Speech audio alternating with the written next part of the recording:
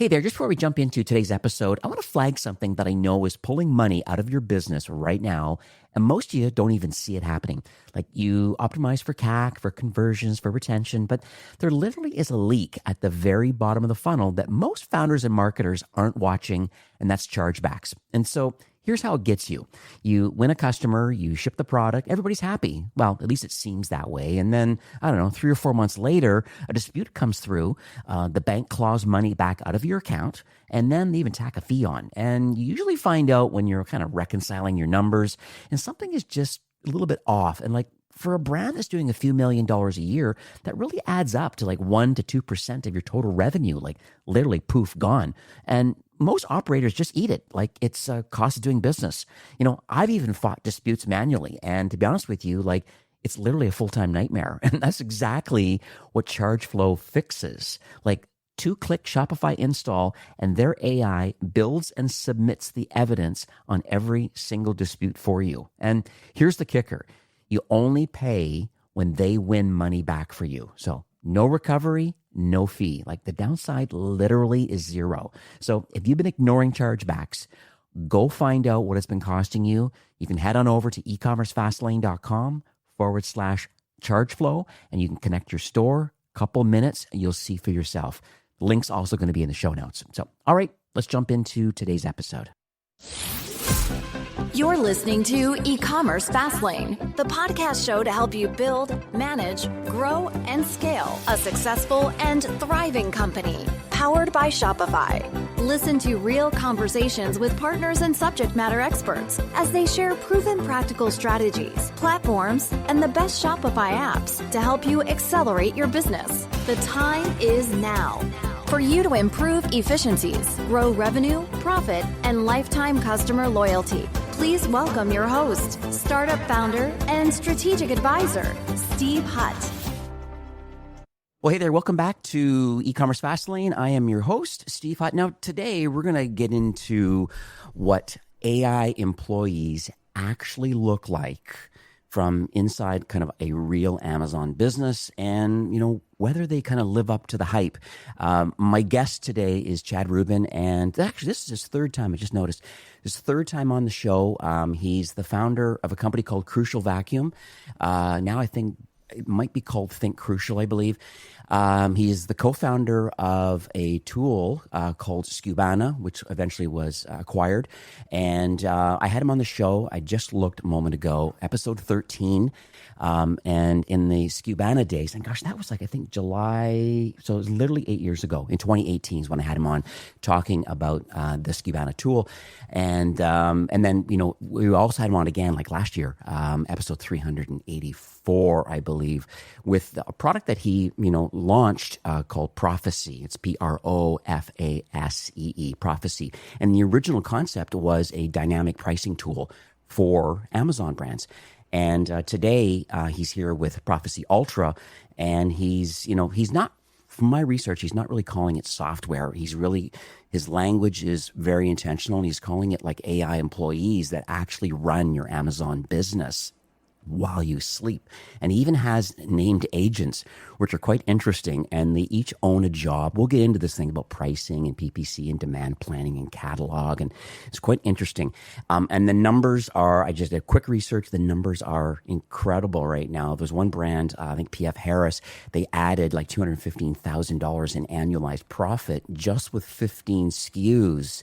And it's quite interesting. So Chad's customers really have unlocked like millions of dollars in incremental profit now. And so I'm really excited to kind of jump into this episode. My plan really is to unpack like what exactly is happening under the hood right now, and who is this product built for and who isn't it built for, I guess is the other side of it. So this whole agentic commerce shift that's happening right now, I think it's quite interesting, even as it relates to Amazon. So hello, Chad. Welcome to the show. Ooh, that was quite the intro. I appreciate it. And thanks for having me back. And it's crazy to think 8 years I know, ago, right? I was number 13. It's surreal to say that out loud. I know. You've been busy, man. It was wild, yeah. And thanks again for taking time to jump on. I really do appreciate it because I think you're in another phase now. I love the original concept of prophecy because I really felt that the dynamic nature of Amazon, that customers just knew that there were ways, or merchants, there was a way of creating incremental profit based on pricing structures competitively and timing and all that kind of stuff.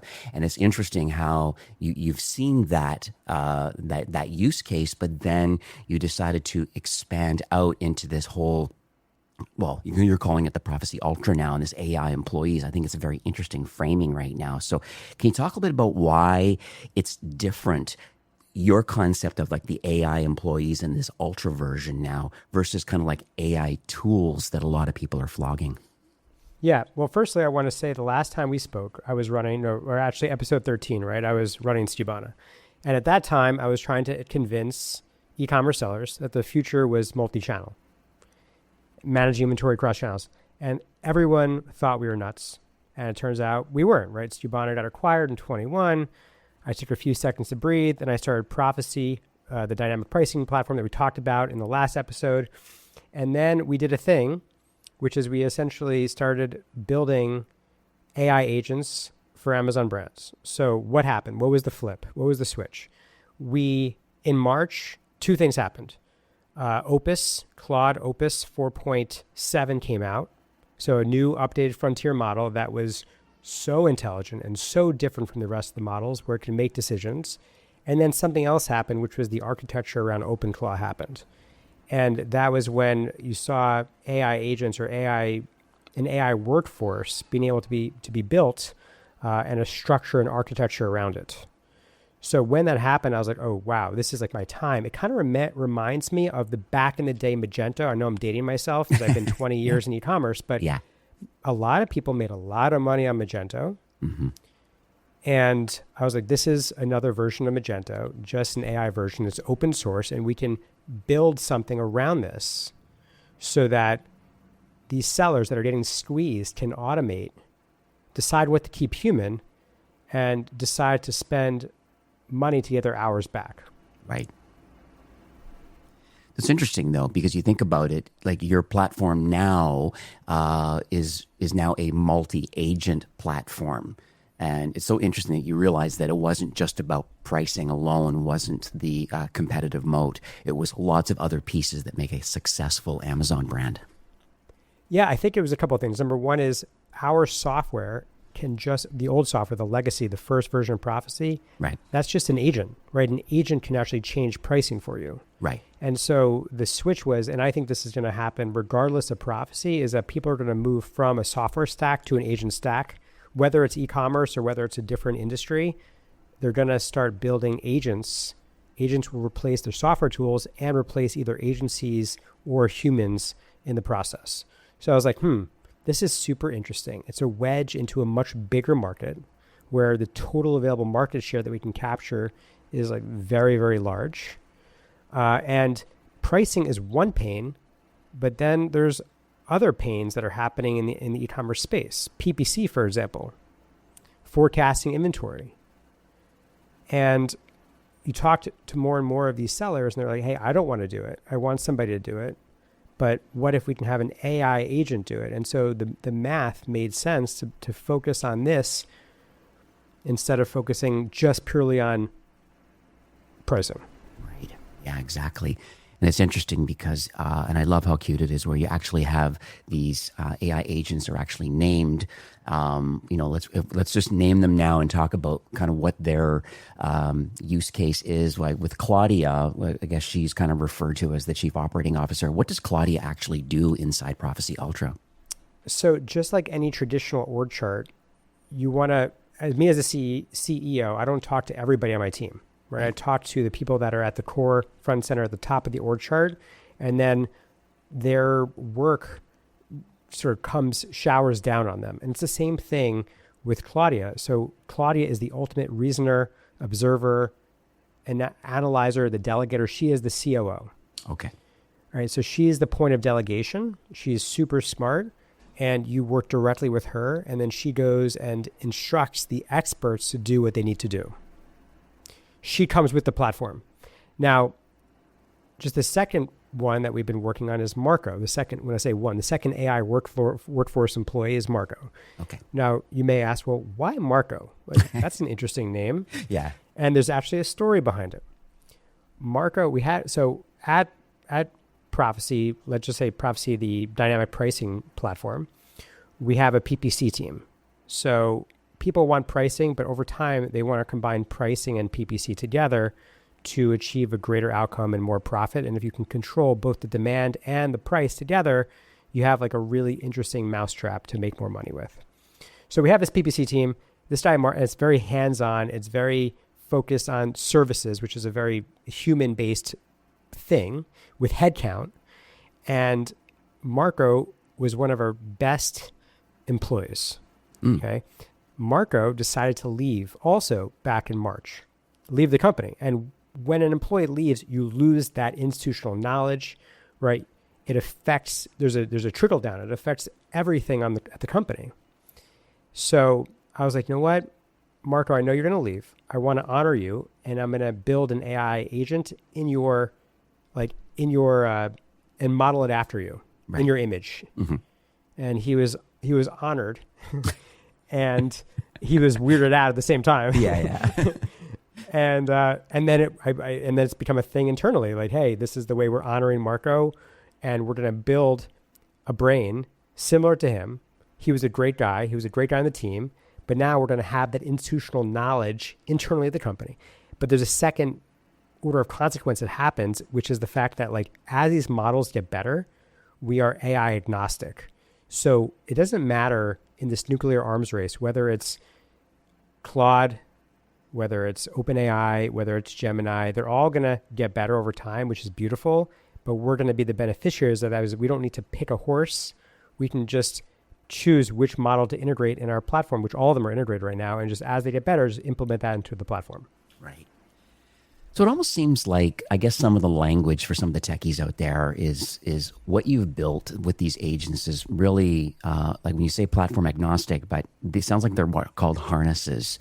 And a harness is something that uses the reasoning power of the actual like large language model, but it's your harness on top that actually allows all this execution to actually happen. Yeah. I mean, we built a lot of this behind the scenes. So like when you come to the platform looks beautiful, but there is a ton happening around what are the instructions, what is the memory, how does that memory persist. How does it remember today from yesterday, or made a bid? Let's just say Marco made some bid change yesterday. It has to know it also made a bid change the week before, how long it took in lapse between those two bid changes, et cetera. So there has to be the guardrails behind. Yeah. So it's kind of like child locks. Child locks, guardrails, things that keep the brand functioning so you can have the best outcome possible. So it sounds like, what you've just mentioned here, it sounds like coordination is kind of what your competitive moat is right now, because to me it seems like, if one agent is almost like flagging, let's say, a stock out or a stock out risk, it would be interesting to me if the other agent kind of automatically pauses ad spend on that ASIN maybe.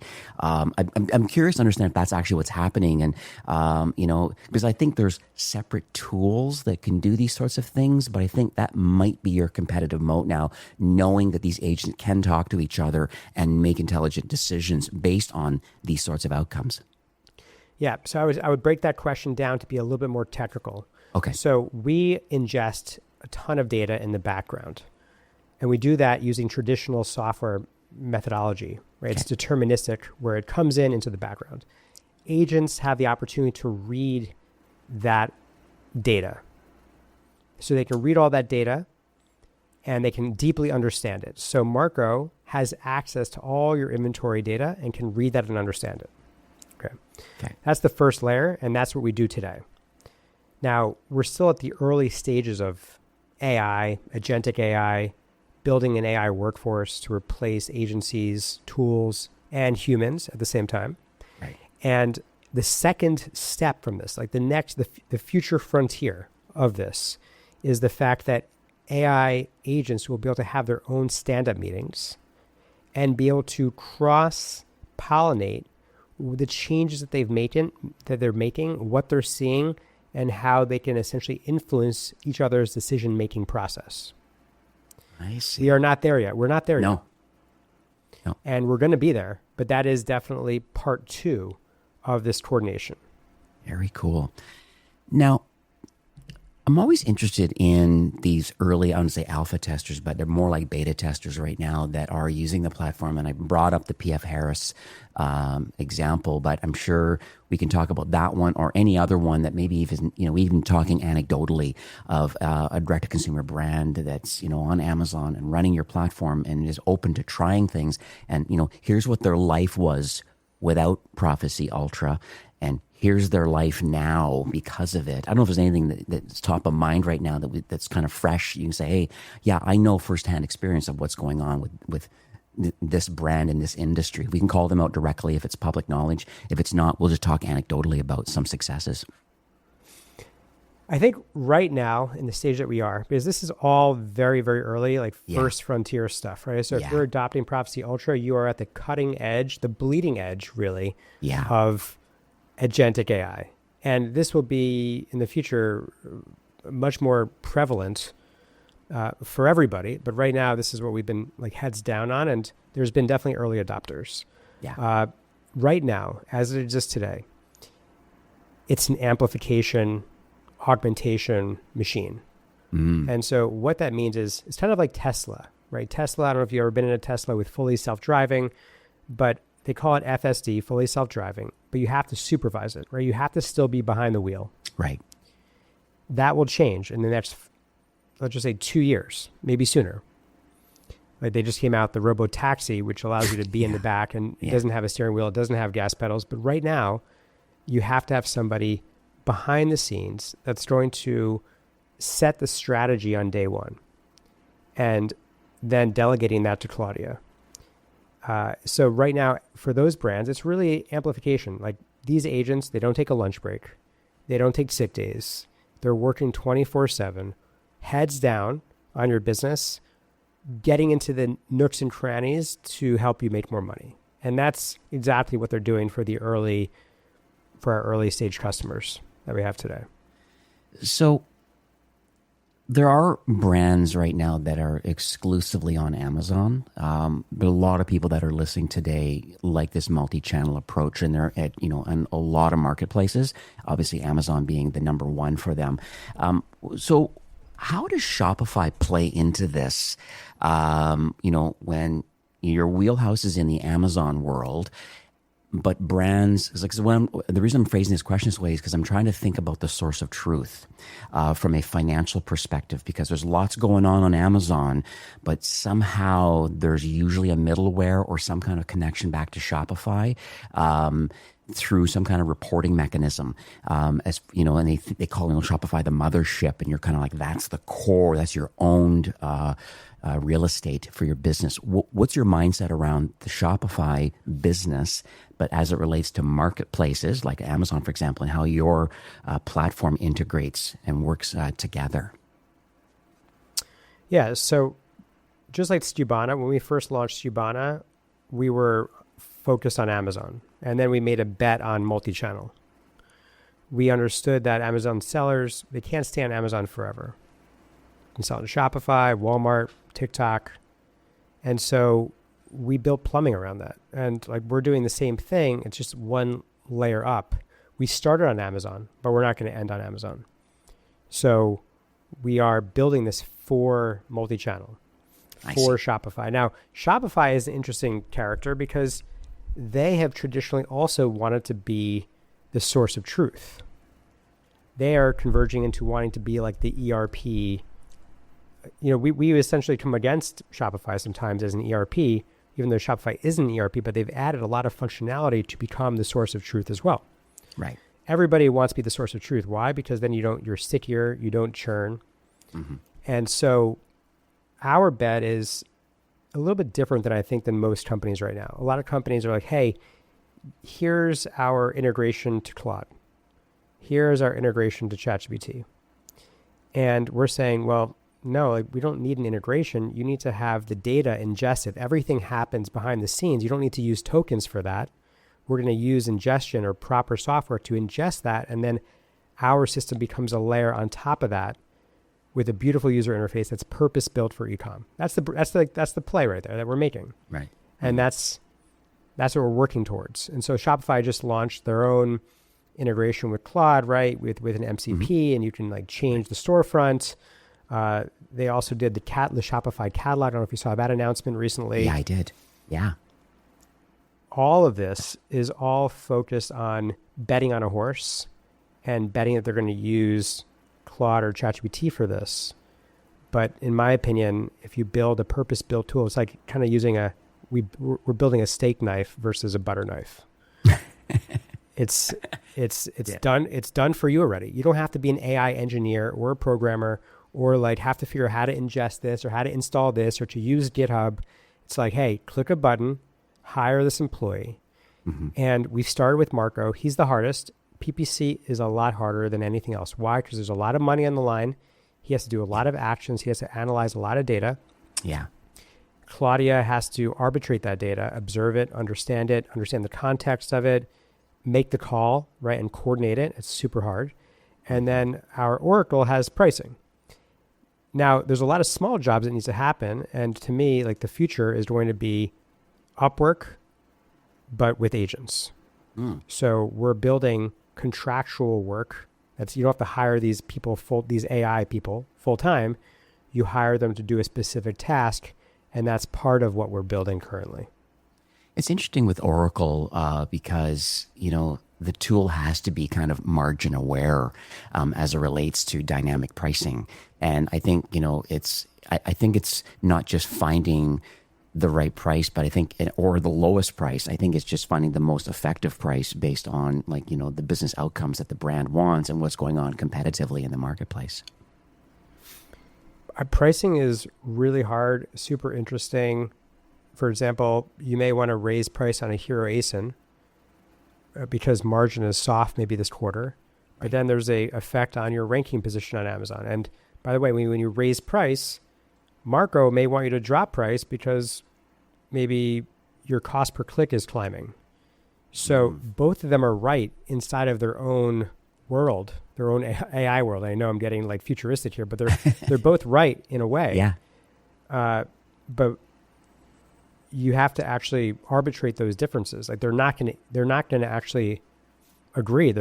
In fact, maybe it's great to have them disagree, and disagreements will create positive harmony in the process so that you can actually make the right decision for the business. Like the best idea wins always. Mm-hmm. And then the other agent that I see here, I just love these names. That's why I want to kind of go through some of them here. So Bruno is the next one that I think is interesting too, and it's all around this kind of demand planning and inventory, and it's very interesting. And I think that is incredibly important to understand and forecast seasonality and sales velocity or not, and what that means as it relates to pricing. And so it's so interesting how there's a flywheel going on here. But talk a little bit about Bruno and kind of your concept around him. It's the same thing where you mentioned this earlier in the call, right? There's all these point systems that do a thing. Right. They do inventory. Inventory doesn't talk to pricing. Pricing doesn't talk to PPC. PPC doesn't talk to your CFO or QuickBooks. So there's no coordination happening. There's no shared understanding of the business. It's almost like if your right hand didn't know what the left hand is doing. Yeah. And it's the same thing on price, but it goes much deeper. And so what agentic AI gave us was the ability to actually have agents that go out and do a thing, do it with intention, do it with a clear structure of data. They are so much smarter than us. Mm-hmm. So Bruno is just like the next step, right? The supply chain, making sure you have inventory in stock, making sure you're not overbuying, making sure you're buying low, not buying high. That's what Bruno's job is. Yeah. It's an important job. Yeah, I mean, but the thing is that Bruno will never leave. He's a teammate. He's right. working 24 hours a day. He's reading everything.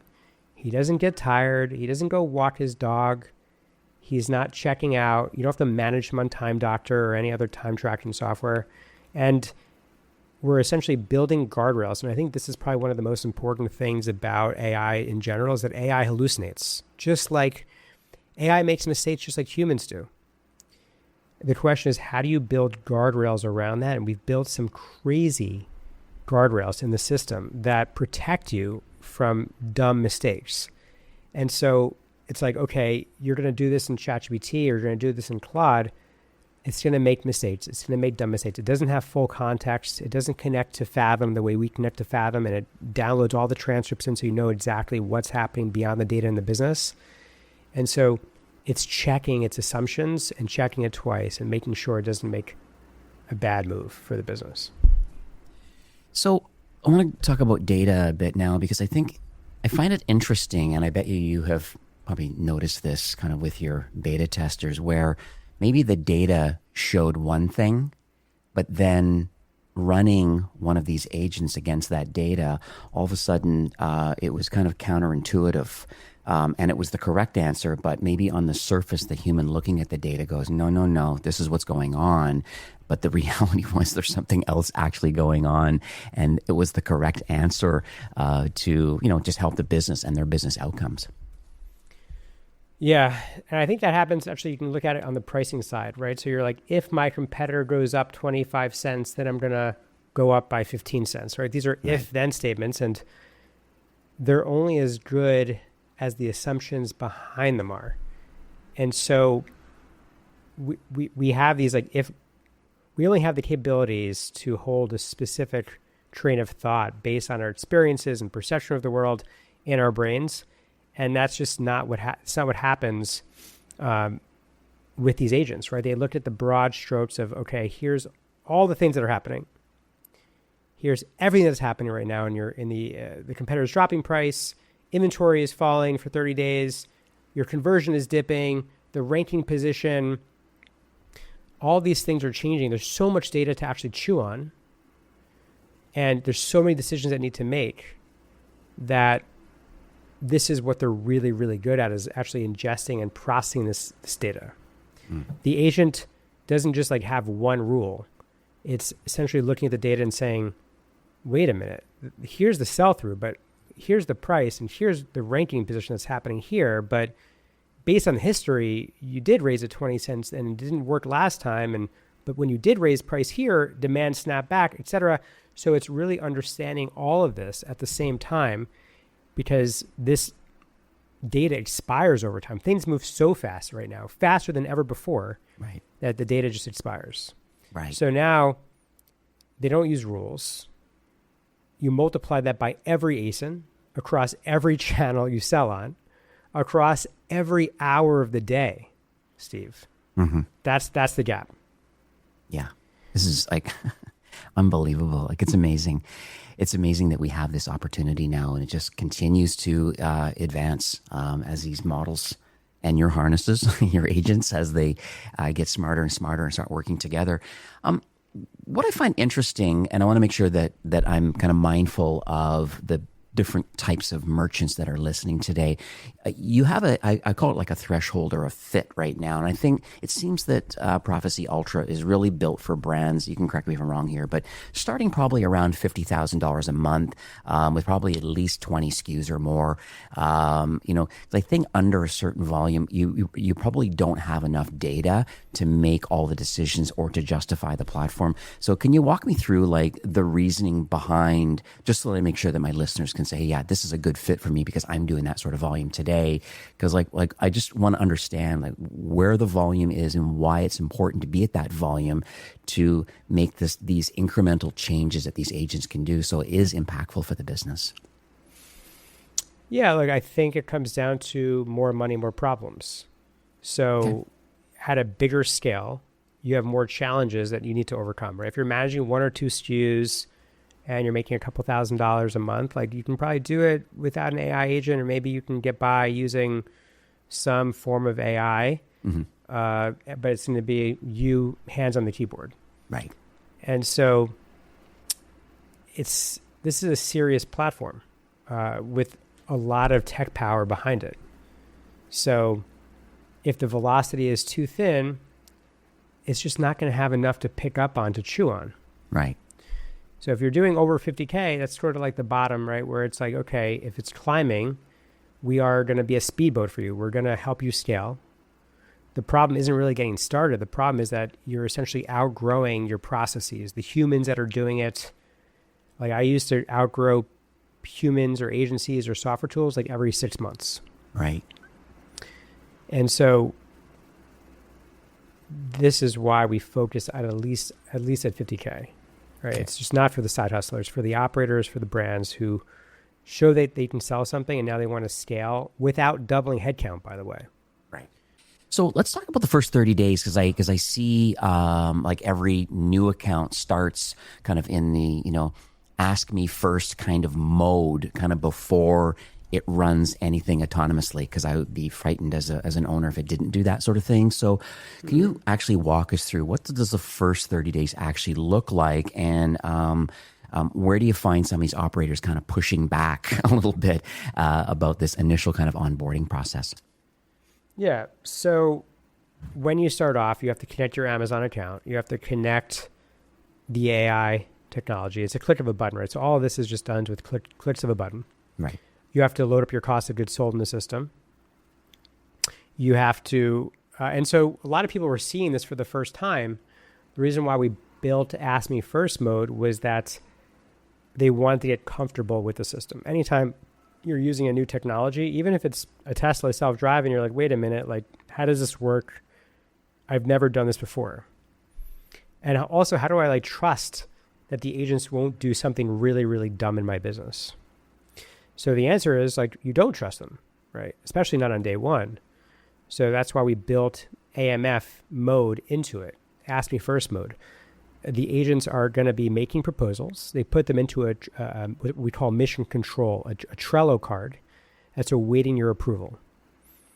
So every price move Oracle wants to make, every bid change Marco wants to push, every recommendation Claudia wants to surface there, come to you first, right? You have to give it your blessing. You approve it.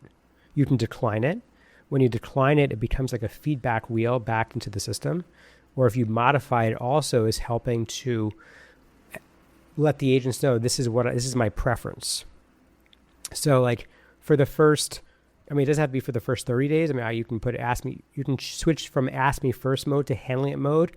You can do it in 12 days or 15 days. But essentially in those first days is comfortability. It's trust. Your agents are essentially interns at this point. They're smart as hell interns. They read every line of your data, but they're still interns, right? So they're not shipping anything without you. Right. And then once you start seeing the pattern, you're like, oh, wait, this is really good. Okay, approve that. Yeah, that's good. Bruno suggested a reorder quantity that's 20% higher. Let's just double check his work. Oh, wow, that's right. His work is correct. Yeah. And then that's it. That's the whole philosophy. You just decide how much rope they get, and you decide based on that how much trust that they've earned. Yeah. In the biz. We'll talk about agencies because I think there's a lot of those people that are listening today. Maybe they don't run brands, but they do done-for-you services. And so I guess it's kind of a twofold question. And actually, I think a webinar you had a little while ago, but you made a comment. You said that, you don't have to fire your agency. You just need to check their work. And I think that's one of the benefits of your platform, like running Ultra kind of like in read-only mode, kind of like alongside existing PPC agency is quite interesting. I'm just curious on kind of like what you have found by those that don't necessarily want to fire their PPC agency yet, or they're not ready to let Profasee Ultra take over. What are you seeing from the agency world? That's the one part of it. And then the other part of the question is around, do you see agencies adopting your platform and using it, maybe even white label for their clients? Because I could see the power of being able to market that publicly, but not really revealing the underlying technology. All right, let's separate the questions here. So when we sell to brands are like, well, I have an agency. And so it's super helpful for our system to get into the nitty gritty of their business and to check the work.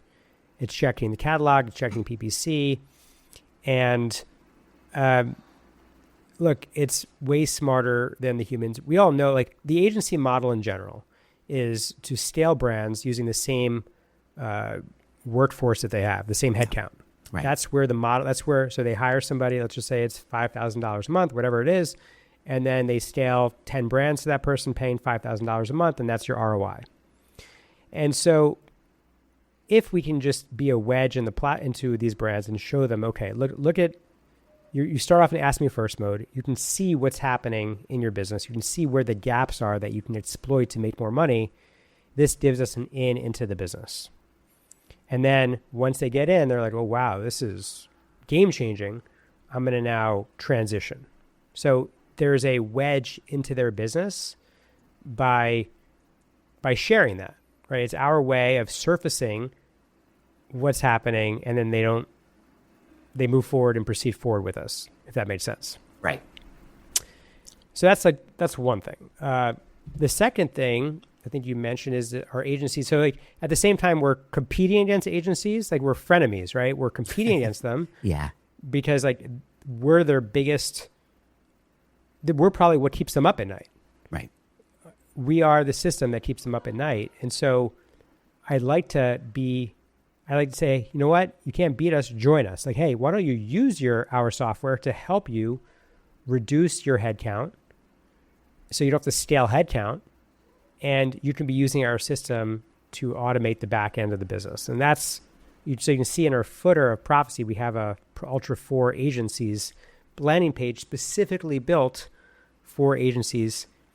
And so the answer is yes, we want brands to use us. Yes, brands are moving away from agencies using us, and we want agencies to use us at the same time. Now, I do want to say that there's a lot of noise. I think there's one thing we didn't cover is that there's a lot of noise in the space.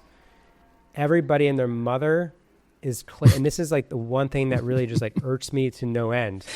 Yeah. Everybody is claiming to be an AI expert. Everyone's claiming to have agents, and they don't even know. I don't think there's like a proper maybe definition of it, right? Because you can just set up an automation. Is an automation an agent? Yeah. So what are you hearing on your side?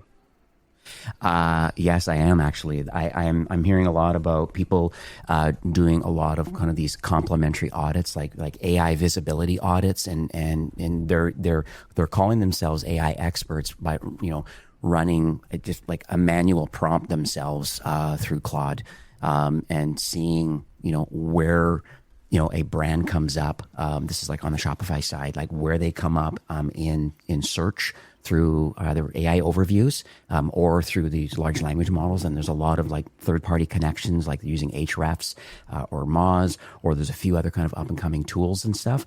Searchable.com. So people are using these tools, but they're not talking about what the tools are. They're just saying, hey, do a free visibility audit, and then get them into the pipeline of, well, here's what we can do to help you grow your business for both organic search, which bleeds over into AI overviews if you're on the Google side, or having your data friendly enough and parsed available, like through FAQs and schemas and things like that, and these atomic answers and things that these AI engines are looking for. That's what I kind of see, at least from a content perspective. Yeah, I think that's the other problem, is that everybody.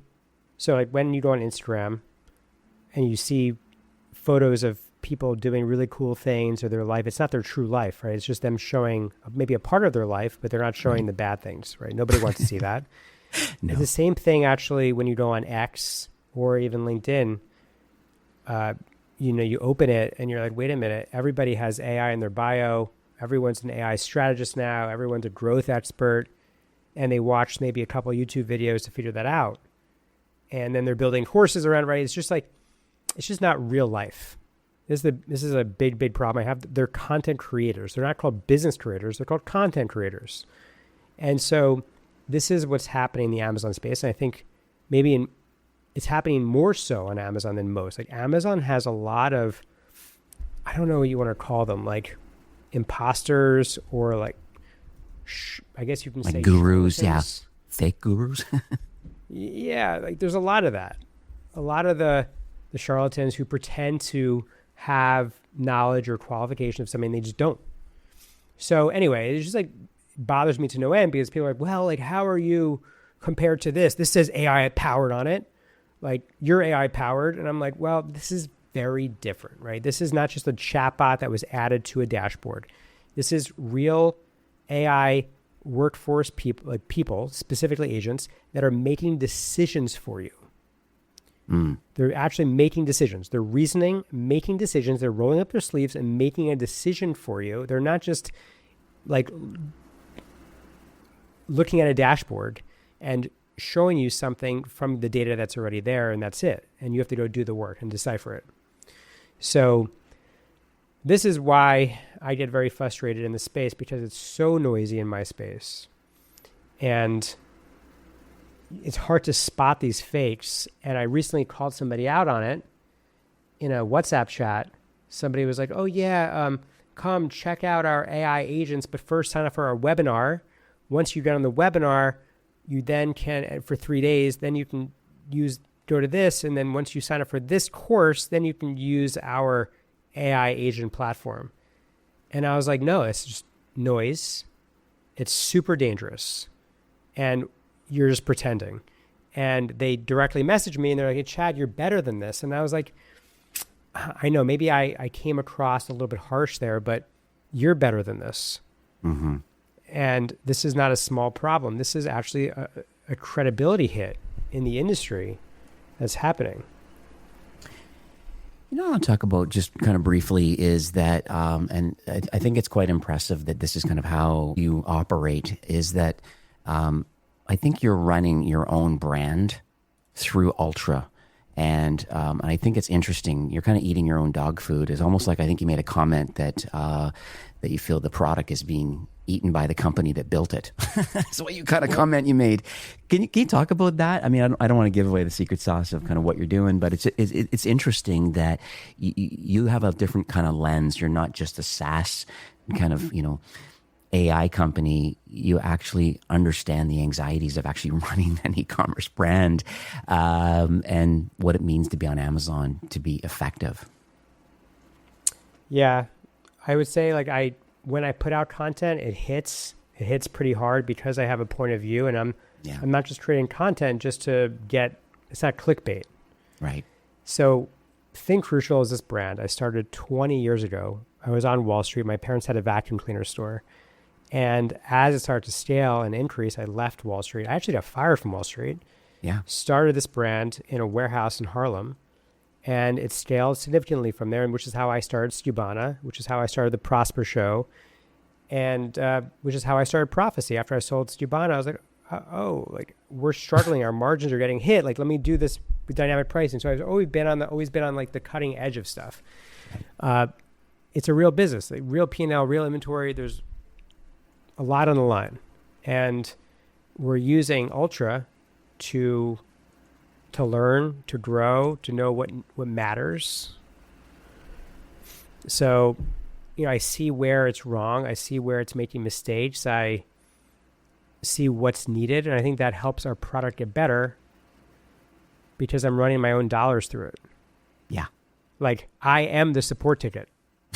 I'm not waiting for a support ticket. Yeah.